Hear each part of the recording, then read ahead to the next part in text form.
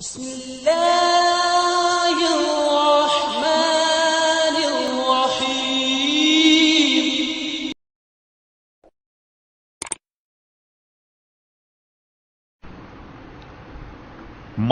سجدہ کرنے کے لیے کن اعضاء کا زمین پر لگنا ضروری ہے، ان کی ترتیب اور سجدہ کرتے وقت سجدے سے اٹھنے کے وقت کیا ہونی چاہیے۔ صحیح ستہ میں حدیث شریف ہے، بخاری میں اور دوسری کتابوں میں بھی، کہ حضور علیہ السلام نے فرمایا میرے رب نے مجھے 7 ہڈیوں پر سجدہ کرنے کا حکم دیا۔ اب وہ 7 ہڈیاں کون سی ہیں؟ اب غور فرمائیے۔ 2 پیر ہو گئے، اب جب ہم سجدہ کریں کہ 2 گھٹنے ہو گئے، 4، یہ 2 ہاتھ ہو گئے، یہ 6، اور 1 ناک اور یہ پیشانی۔ بہت سے لوگ خالی پیشانی لگاتے ہیں، ناک نہیں لگاتے۔ ہمارے امام اعظم ابو حنیفہ کے فتوے کے مطابق یہ ناک اور پیشانی کی ایک ہی ہڈی، تو جب آپ سجدہ کریں تو ناک کو اس طریقے سے لگائیں کہ یہ زمین کی سختی کو محسوس کرے۔ جیسے یہ قالین ہے، یہ تو ماشاءاللہ پتلا ہے، ٹھیک ہے، بہت سے جگہ میں نے دیکھا، خصوصاً باہر امریکہ، یورپ، ساؤتھ افریقہ، کینیڈا وغیرہ میں، اس میں وہ مسجد میں بھی ایسا قالین بچھا جیسے گھر کا ہوتا، اس کے نیچے اسپنج ہوتا، یا وہ ایک کاٹن کا جیسا بنا ہوا ایک پیکنگ جیسی آتی، وہ نیچے بچھا کر اور اس پر قالین رکھتے۔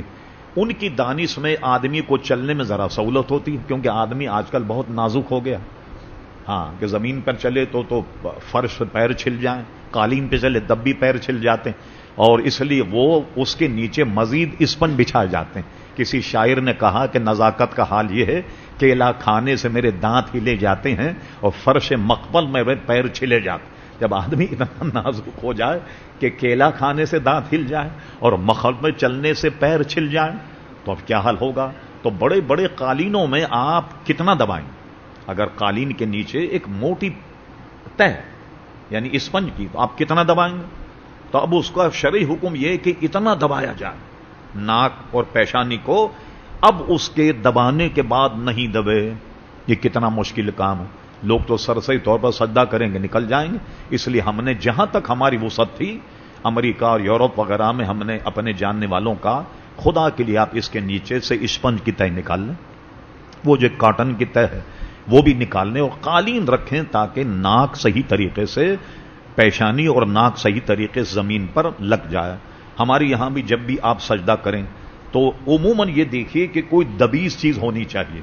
جیسے عموماً ہم نے پنجاب میں دیکھا، سردیوں میں جب میں گیا تو رات میں کبھی ٹھہرنے کا موقع ہوا تو پنجاب میں ہم نے دیکھا کہ وہ سردی کی وجہ سے لحاف بچھا دیتے ہیں، مسجد میں روئی کے گدے بچھا دیتے ہیں، تو روئی کے گدے پر تو سجدہ ہوگا نہیں، کتنا دبے گا؟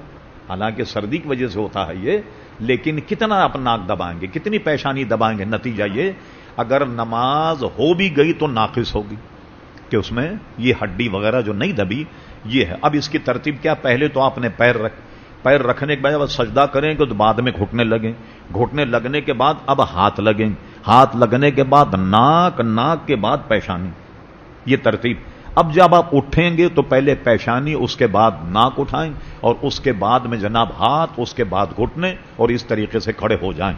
اور اس کو یوں بھی منع کیا گیا کہ ایسے مت اٹھو جیسے جانور اٹھتا، یعنی یہ کہ ہم اس طریقے سے گھٹنے پہ ہاتھ رکھے ہم اٹھتے ہیں تو بعض حضرات جو ہیں وہ اس طریقے سے اٹھتے ہیں جیسا اونٹ کھڑا ہوتا ہے، اس سے منع کیا گیا۔ یہ ترتیب آپ نے اب سمجھ لی ہوگی۔